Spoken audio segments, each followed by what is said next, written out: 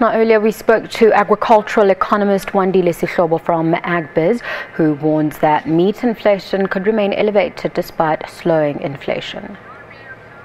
It's a fuel as well as the food side, and to some extent some utilities on a household level. All right, so how did food get to contribute? I mean, the last time we spoke, we were worried about droughts in the Western Cape and farmers struggling there, and it looks like food prices are coming down. Now, I mean, Peter, the benefits of the bigger crop that we have been talking about in the past few months are starting to really filter through. And you remember that we have this record maize harvest, we have this record soybean harvest, but it doesn't really end there. The vegetables across already, we have some good supplies in there. And when you look really and drill down on the numbers, you see that the vegetables are actually on the deflation side. So broadly, I would say that things are looking well on the food, but the picture is not all rosy, Peter, because when you break down that basket and you really look on the protein side, particularly meat, there sadly things are not looking as well on a consumer perspective. Tell us a little bit more about that. Why are we challenged by products like meat?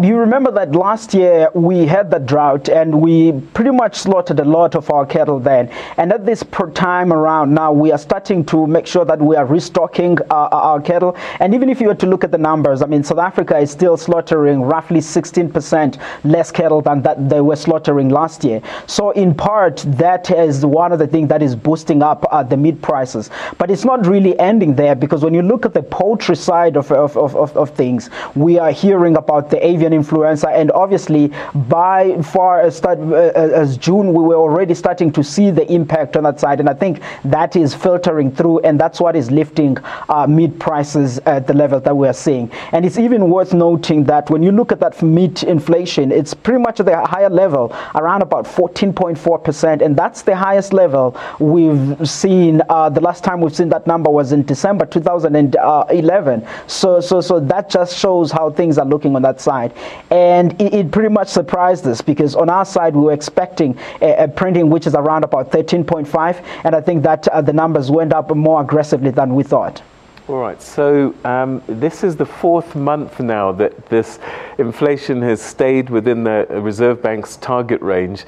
So what does that mean? How does that translate into life for me, Joe Citizen?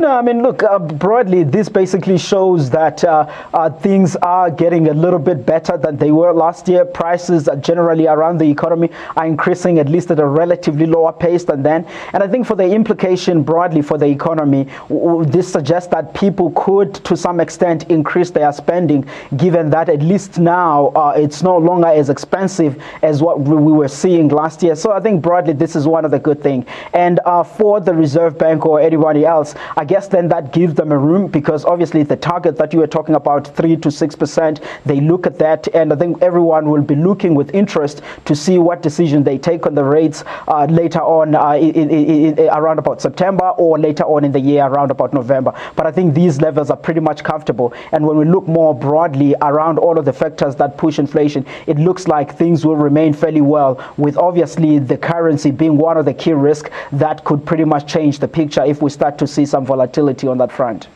So how much could this slow down by, this inflation rate? Are we going to continue to see a further slowdown, do you think? No, I think we'll continue to see pretty much a further slowdown in the coming quarters. I say that basically because when you look at certain components, for example, I would take food. I think there we might see a bit more moderation in the coming months. But overall, overall inflation could average around about 5.6% this year. But when you look at the food on its own, I think that there it's going to average around about 7.4%. But generally, I think that this year is going to look fairly well, because because all the factors that we are looking at are pretty much pointing on a positive side. That being said, going back to the point that I made, the currency remains one of those key risks that one would have to look and see what implication will that have to things like fuel, to things like food. But more broadly, I think that we are at a pretty much better place on an inflation perspective compared to where we were last year. You mentioned the rand. It has been stronger of late. Can that last, and what impact might that have if we continue to see the current strength? No, I mean, look, the guys that are looking at that, they attribute the currency more strongly to the outside factors, as well as on our side, domestically, the political issues. We all know that they do have impact, but things seem to be a little bit quiet now. So I wouldn't really put a bet in there. I would say let's see how the domestic side turns out over the coming months, and we'll see how things go. But for now, I think that we've been sitting at a fairly, constructive levels, and maybe over the coming months, if things continue in this way, we might stay on these levels. We'll see how that goes. So when people are busy trying to figure out whether I should be in a state of happiness or optimism, some of these figures are markers like inflation. The economy itself, do you see us coming out of recession then? I mean, is this all pointing towards a better day?